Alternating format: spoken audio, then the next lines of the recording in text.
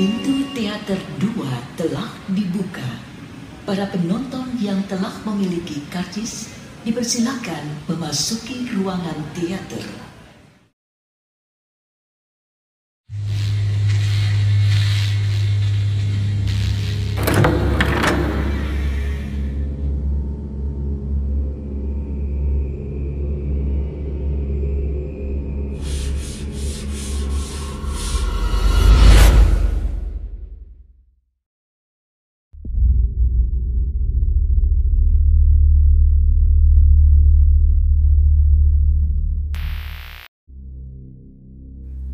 Tiga hari, sesuai janji Mbah Jiwo pada Pak Le.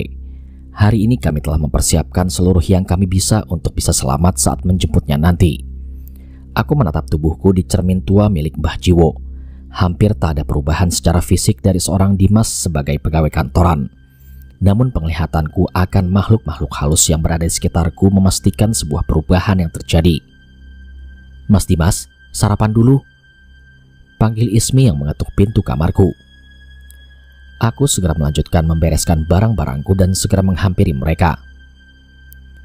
"Selamat pagi," ucapku yang segera mengambil posisi duduk lesehan di sampingku Rumi. "Nyenyak tidurnya Mas?" tanya Rumi memastikan. Selama kami menginap di rumah Mbah Jiwo, kami selalu menghabiskan malam dengan berurusan dengan makhluk gaib dan belajar sedikit mengenai ilmu batin. Namun malam terakhir tadi, Mbah Jiwo memerintahkan kami untuk istirahat senyaman mungkin agar kami siap menghadapi hari ini. Terlihat dari dalam pawon, Mbah Jiwo keluar dengan membawa sepiring lauk. "Ayo dimakan, ini Ismi yang masak," ucap Mbah Jiwo mempersilahkan kami. "Saya kaget loh, ada orang kota yang masih bisa masak pakai kompor kayu," lanjut Mbah Jiwo yang memuji Ismi. Memang rumah Mbah Jiwo cukup besar dan terlihat cukup mewah di antara rumah warga desa yang lain. Namun di beberapa aspek rumah ini masih menggunakan cara tradisional, mulai dari kompor kayu bakar, pompa manual untuk sumur, hingga lampu patromak kadang masih digunakan di sisi lain walaupun sebenarnya listrik juga sudah mulai masuk ke tempat ini. "Iya Mbah Jiwo, sedari kecil sampai besar saya kan juga tinggal di desa. Di rumah mbah saya masakannya juga masih pakai kayu bakar," balas Ismi sambil mengambilkan nasi untuk kami berempat. "Wah, seneng ya mbah kamu punya cucu pintar masak kayak kamu," ucap Mbah Jiwo. Ismi hanya tersenyum mendengar ucapan Mbah Jiwo. "Iya Ismi, masakanmu enak, masakan calon istri idaman nih," ucapku yang mencoba ikut menggodanya.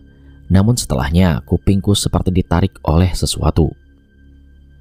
"Udah, makannya makan aja, gak usah pakai ngegombalin Ismi," ucap adikku Rumi sambil menjewerku. Suasana pagi itu benar-benar menyenangkan. Sudah lama aku tidak pernah merasakan suasana seperti ini. Seolah aku kembali ke masa di mana aku, Rumi, bapak dan ibu masih berkumpul dan menghabiskan waktu bersama. "Oh iya Mbah Jiwo, mbahnya Ismi itu juga orang sakti loh. Dia pernah bantuin Pak Le juga dulu," cerita Rumi di tengah waktu sarapan kami.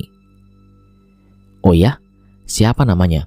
Mungkin saya kenal," tanya Mbah Jiwo. "Mbah Rusman, Mbah. Tapi bukan orang sesakti Mbah Jiwo dan Pak Le. Mbah saya sudah lama memilih tinggal menyendiri di desa kecil di selatan Pulau Jawa dan membesarkan saya di sana," cerita Ismi.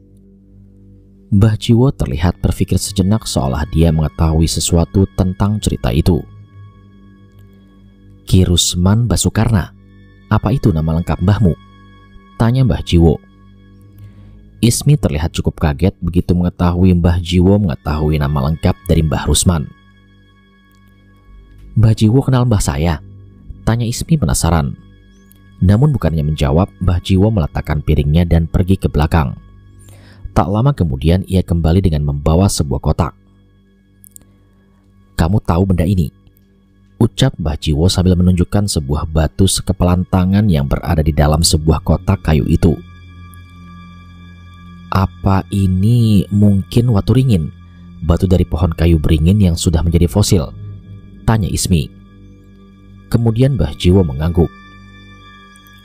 "Saya tidak kenal mbahmu, tapi cerita dari warga desa Windu Langit yang mengantarkan benda ini kepada orang tua saya dulu sudah cukup menjelaskan kebaikan dan kehebatan eyangmu itu," cerita Mbah Jiwo. Wah, Ismi, ternyata eyangmu juga orang hebat. Tapi kok bisa warga desa Windu Alit sampai mampir ke sini? Tanyaku penasaran. Dari pertanyaanku, Mbah Jiwo menceritakan apa yang dia tahu. Ia bercerita mengenai warga desa Windu Alit yang datang bertemu orang tua Mbah Jiwo yang dikenal sebagai ahli pusaka. Warga itu menceritakan tentang desanya yang dilanda kutukan bernama Gending Alas Mayit, dan seorang yang berhasil menghentikannya bernama Ki Rusman Basukarna, yang ternyata merupakan eyang dari Ismi. Warga menitipkan batu itu ke keluarga Mbah Jiwo untuk berjaga-jaga apabila kutukan itu kembali muncul. Wah, Ismi, ternyata eyangmu juga sehebat Pak Le, ucapku yang kagum dengan cerita Mbah Jiwo. Benar kata Dimas, sampaikan salamku untuk eyangmu ya, ucap Mbah Jiwo. Mendengar kata-kata Mbah Jiwo, raut wajah Ismi pun berubah. Terima kasih ya Mbah, tapi Mbah Rusman sudah nggak ada, cerita Ismi.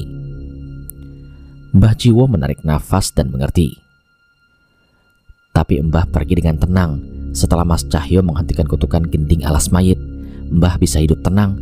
Belum pernah saya melihat Mbah sedamai itu, dan saat kepergiannya benar-benar tidak ada tangis di antara kami, cerita Ismi. Ismi benar-benar orang yang kuat. Walaupun ia bercerita begitu, tetap saja tidak mungkin ada orang yang tidak sedih saat ditinggalkan oleh orang terdekatnya. Mbah Jiwo kemudian tersenyum, tidak menyangka perbincangan di pagi ini bisa sedalam ini. Syukurlah kalau begitu. Seandainya saya pantas meminta kepada Yang Maha Kuasa, saya juga ingin mengakhiri hidup saya seperti Mbah Rusman, pergi dengan damai di sisi orang yang menyayanginya, ucap Mbah Jiwo. Setelah itu kami tidak melanjutkan perbincangan kami lagi dan lanjut menyelesaikan sarapan kami. Ini masih pagi, namun pemandangan di hutan perbatasan desa terlihat menyeramkan untukku saat ini. Sebelumnya aku hanya bisa melihat pohon-pohon dan hewan hutan, namun kali ini sosok-sosok yang mengerikan terlihat juga olehku di hutan ini. Mungkin inilah pemandangan yang sama seperti yang Ismi lihat semasa hidupnya. Gak usah takut Mas, mereka roh-roh penunggu hutan. Anggap saja mereka itu seperti penduduk desa yang tidak kita kenal, ucap Ismi yang mencoba menenangkanku. Kami berangkat pagi berharap agar bisa menyelesaikan masalah ini di waktu terang. Namun rupanya ketika kami mulai menuruni lembah, rimbunnya dedaunan mulai menutupi cahaya matahari. Mbah Jiwo, arah kita bukan ke sana. Tiba-tiba Rumi menunjuk ke suatu arah yang berbeda dengan jalur yang ditunjukkan oleh Mbah Jiwo. Kami melihat ke arah yang Rumi tunjuk, namun hanya terlihat batu dan semak belukar di sana. Kesana kemana Rumi? Di sana nggak ada jalan, tanyaku. Ada, tadi ada ular warna putih yang lewat jalan itu, jawab Rumi. Kami mencari dengan mata kepala kami, namun tidak terlihat ular berwarna putih sama sekali. Rumi, jangan ikuti apapun yang kamu lihat di sini. Jangan lupa, kamulah incaran utama mereka. Tujuan utama kita ke sini adalah menyelamatkan Bimo terlebih dahulu. Untuk apa yang akan kita lakukan setelahnya, biar Bimo yang memutuskan. Ucapan Mbah Jiwo saat itu didengar dengan baik oleh Rumi.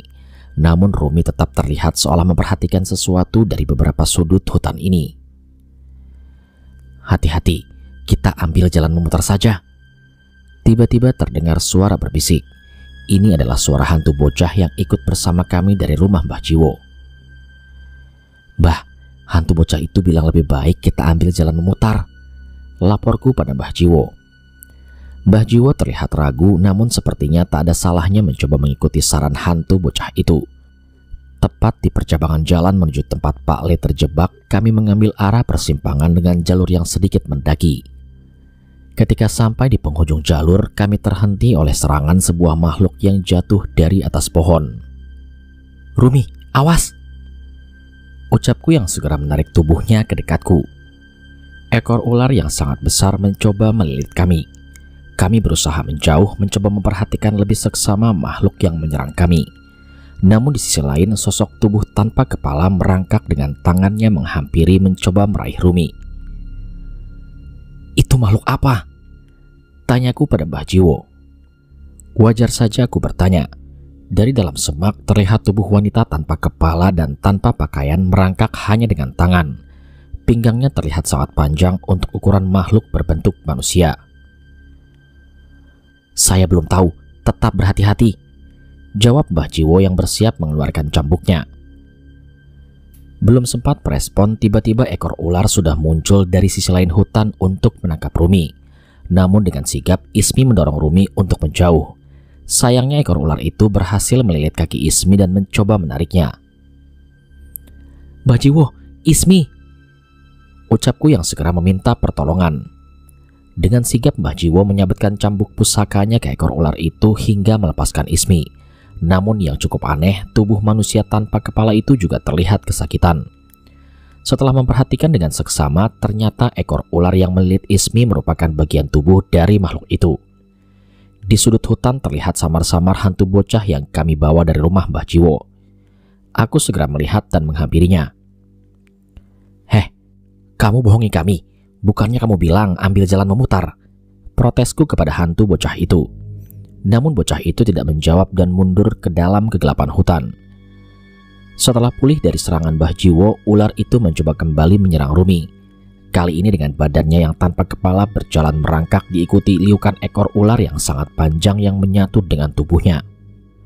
Harusnya Mbah Jiwo segera menyerang makhluk itu, namun entah mengapa ia terlihat ragu. Sebelum sempat mencelakai Rumi, tiba-tiba hantu bocah itu muncul kembali menghadang makhluk yang merangkak dengan cepat menuju kami. "Wis bu, wis," ucap anak itu dengan wajah yang sedih. Tapi tunggu dulu, dia bilang ibu. Dibandingkan aku yang bingung, Ismi lebih sigap. Ia mendekati bocah itu dan menyalakan korek api tua tepat sebelum makhluk ular bertubuh manusia tanpa kepala itu sampai ke sini. Cahaya api itu membuat tubuh ular itu menggeliat seperti kesakitan. "Ismi, keluarkan batu hitam yang kamu simpan," perintah Mbah Jiwo. Saat batu itu dikeluarkan, hantu bocah itu mengambil kembali kepala seorang wanita yang sudah tidak terbentuk yang selama ini ia panggil ibu, dan mendekatkannya ke tubuh makhluk itu. Seolah merespon tubuhnya, kepala yang dibawa hantu bocah itu terlihat mulai bergerak. "Min, koe imin toh?" Tiba-tiba kepala itu berbicara dengan lemas. "Enggih bu, niki kulo Paimin," balas hantu bocah itu yang ternyata bernama Paimin. "Bu, Imin bawa teman-teman yang bisa nolongi ibu," ucapnya kembali. Mendengar ucapan itu, kami segera berkumpul di dekat hantu bocah itu. Tanpa bertanya apapun, kami sudah mengerti mengenai kejadian ini. "Jadi ibumu dipaksa menjadi anak buah penunggu lembah itu?" tanya Mbah Jiwo. Hantu bocah itu mengangguk dengan wajah yang sedih. Terlihat tubuh ular yang menyatu dengan tubuh ibu hantu Paimin itu masih menggeliat terkena cahaya dari korek api milik Rumi. "Bah, apa yang harus kita lakukan, Bah?" tanya Rumi yang merasa kasihan setelah melihat kejadian ini. "Untuk membunuh satu makhluk tidak begitu sulit, tapi saya tidak memiliki ilmu untuk menolong ibu bocah itu," jawab Mbah Jiwo.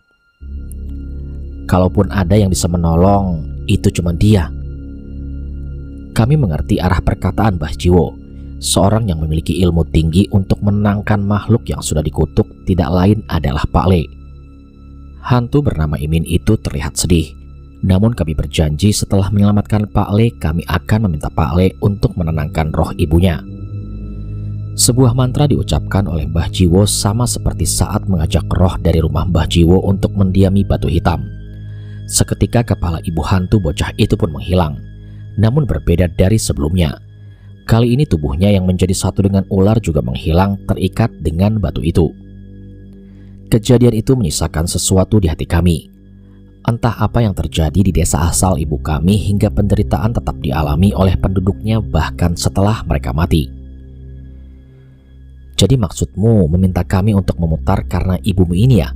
Kenapa nggak bilang aja sih?" tanyaku pada Imin yang sekarang berjalan memandu kami, namun ia menggelengkan kepalanya. "Yang menjaga di sisi satunya itu bukan roh manusia," jawabnya sambil terus berjalan ke depan tanpa menjelaskan lebih lanjut. Aku menoleh ke arah Mbah Jiwo. Jawaban polos bocah itu ternyata juga membuatnya resah. seolah cepat atau lambat kami harus menghadapi makhluk itu. Setelah berjalan cukup lama, akhirnya sebuah pemandangan mengerikan muncul di hadapan kami. Sebenarnya sama persis dengan apa yang diceritakan oleh Mbah Jiwo. Namun saat melihatnya secara langsung, ini jauh lebih mengerikan. Di tengah-tengah hutan terlihat ratusan ular mengelilingi seseorang yang sedang duduk bermeditasi tanpa bergerak sedikit pun. Beberapa ular berukuran besar juga terlihat mengawasinya dari jauh. "Mas Dimas, itu Pak Le," ucap Rumi yang menyadari sosok pria yang dikelilingi ular dengan tubuh yang tidak terurus. Aku pun mengangguk. Sambil menggenggam batu hitam yang kubawa, aku bersiap menuju tempat Pak Le berada. "Mbah Jiwo, berikan saya perintah. Apa yang harus saya lakukan untuk menolong Pak Le?" ucapku pada Mbah Jiwo yang berusaha untuk tidak bertingkah gegabah. "Bukan kamu, tapi Rumi yang kesana," ucap Mbah Jiwo. Sontak aku menoleh pada Mbah Jiwo. "Maksudnya Rumi yang harus kesana?" tanyaku. Kemudian Mbah Jiwo pun mengangguk. "Ular-ular itu akan menyerang siapapun yang mendekat. Namun karena makhluk itu mengincar Rumi, ular-ular itu tidak akan menyentuh Rumi bila Rumi tidak menyerang," jelas Mbah Jiwo. Sebetulnya aku mengerti, walaupun sebenarnya aku setengah tidak setuju membiarkan Rumi ke sana. Tapi sepertinya Rumi pun terlihat sudah mempersiapkan nyalinya untuk hal ini.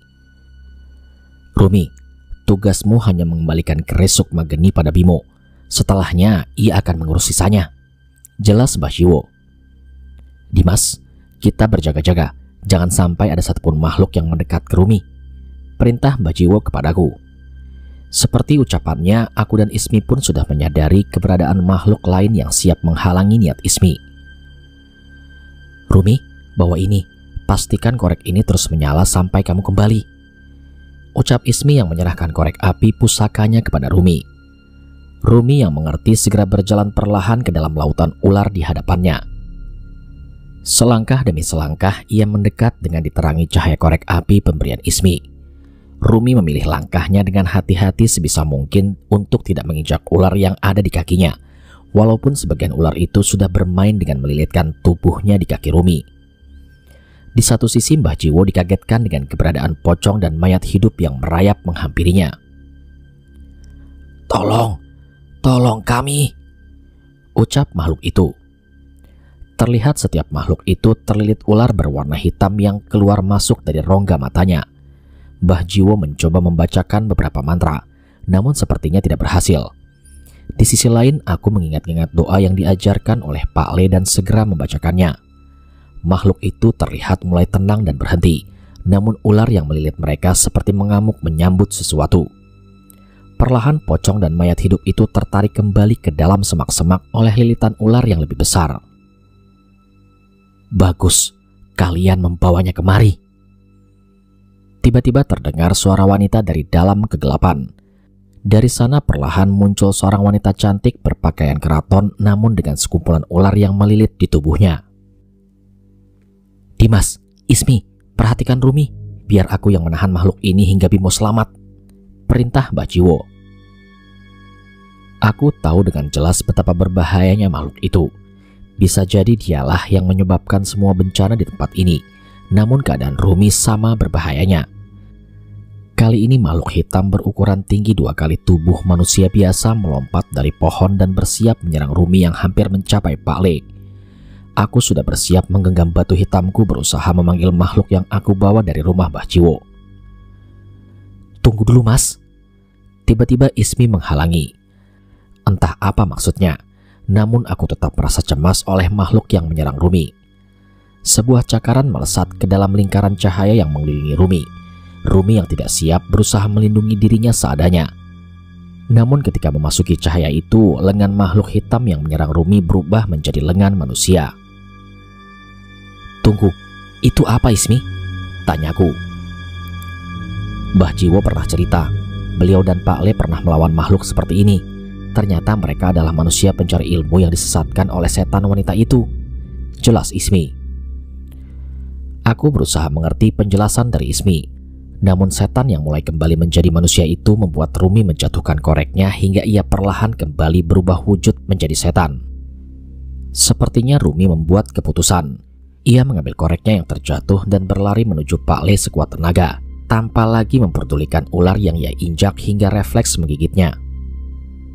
"Rumi, jangan nekat!" teriakku pada Rumi. "Gak bisa, Mas. Kalau makhluk itu bangkit lagi, kita dalam masalah," balas Rumi yang masih berlari dengan luka di kakinya yang semakin banyak. Benar ucapan Rumi. Makhluk tadi mulai kembali ke wujud setan sepenuhnya. Aku mencoba membacakan doa-doa untuk menahannya, setidaknya bisa memberikan waktu untuk Rumi. Namun wajah Rumi terlihat menghitam. Sepertinya racun ular itu mulai mempengaruhinya. Beberapa langkah lagi Rumi mencapai Pak Le. Namun racun dari ular yang menyerangnya sudah menjalar ke seluruh tubuhnya hingga membuatnya sulit untuk bergerak. Tangan Rumi mengambil keris sukma geni di pinggangnya. Tatapan matanya yang kosong terlihat seperti perjuangan terakhirnya. Ia mengacungkan keris itu ke arah seorang pria yang masih menjaga posisi meditasinya tak jauh dari tempatnya berada sekarang. Aku hampir tak mampu menahan air mataku. Namun sesuatu yang kami tunggu-tunggu ternyata terjadi. Mata Pak Le terbuka. Dengan segera ia merebut keris raga sukma dari tangan Rumi dan menggoreskan bilah putih di keris raga sukma ke tangannya. Beberapa tetes darah yang membasahi bilah keris itu berubah menjadi api berwarna putih. Pak Le kemudian menetesi api itu pada Rumi dan dirinya. Dengan segera ia menggendong Rumi melewati lautan ular di sekitarnya. Pemandangan mengerikan pun terjadi. Pak Le berlari dengan ratusan ular yang menyerangnya dan Rumi yang hampir kehilangan kesadaran. Hampir seluruh tubuhnya dipenuhi oleh ular yang menggigitnya berulang kali. Namun sesuatu yang membuat aku takjub juga terjadi. Dari luka yang ditimbulkan oleh ular itu perlahan muncul api dengan warna yang sama dari keris itu dan menutup luka mereka hingga kembali pulih. Tanpa butuh waktu lama, Pak Le segera mencapai tempat kami berada. Sontak aku cukup lega. Namun saat aku menoleh ke arah Mbah Jiwo, rasa itu mendadak hilang. Saat ini tubuh Mbah Jiwo tergantung di ketinggian dengan lilitan ular yang melawannya.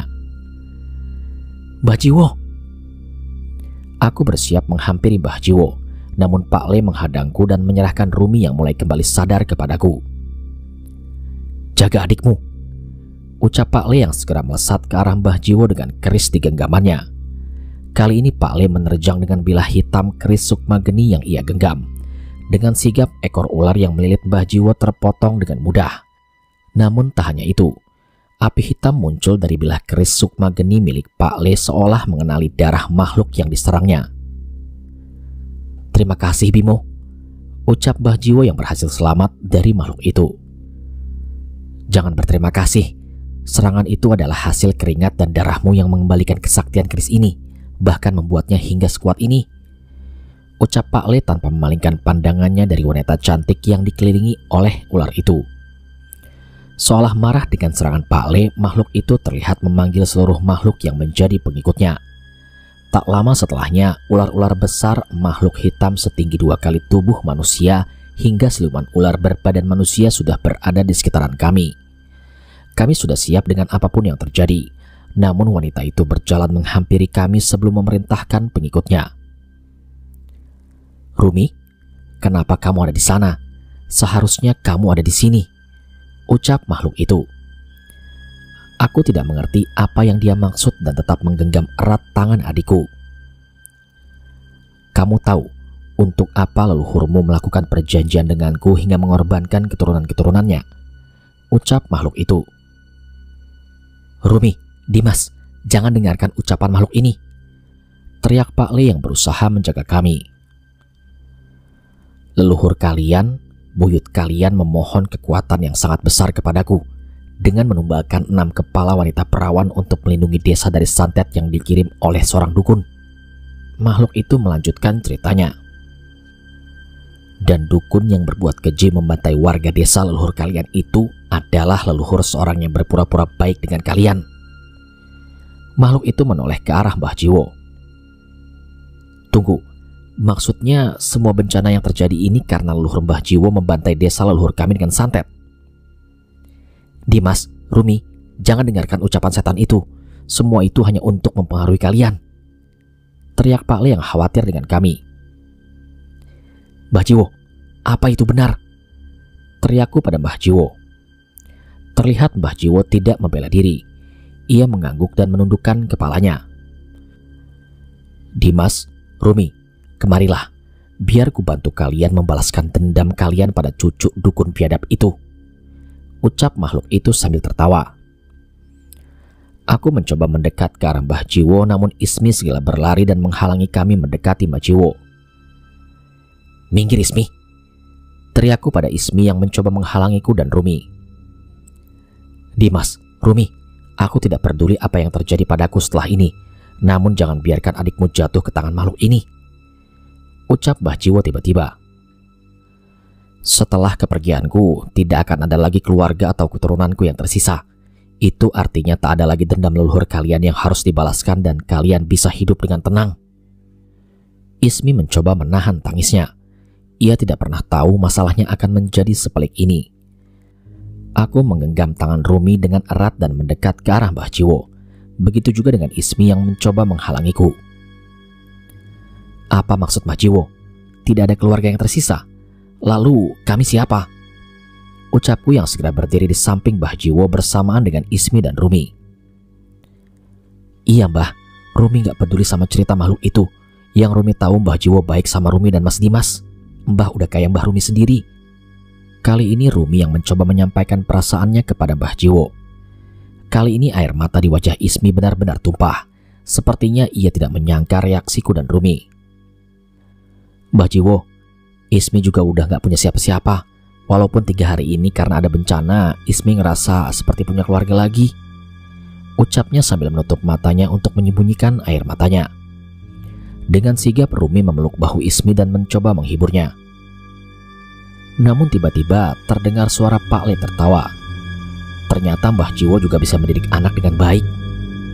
Sontak aku tersenyum melihat tingkah Pak Le yang santai seolah tidak mengingat bahwa dirinya baru saja bebas dari lautan ular itu. Karena tidak hanya Mbah Jiwo, ketulusan Pak Le yang setengah mati membantu kami sejak di kampung Serawen membuat kami tak punya alasan apapun untuk menyimpan dendam apalagi menyakiti orang lain. Akhirnya Pak Le maju mendahului kami menghadapi setan wanita itu. Aku segera menyusul dengan genggaman di tanganku yang sudah dihiasi kabut berwarna hitam. Dendam hanya akan menciptakan dendam yang lain. Satu-satunya cara menyelesaikannya hanyalah dengan mengakhiri urusan kami dengan makhluk laknat seperti kalian, ucapku sembari membacakan mantra berbahasa Jawa kuno yang diajarkan oleh Mbah Jiwo. Hingga sesosok makhluk besar bertubuh hitam berwajah kerbau muncul tepat di hadapan kami. Dan ia bernama Ki Mahesa Ombo.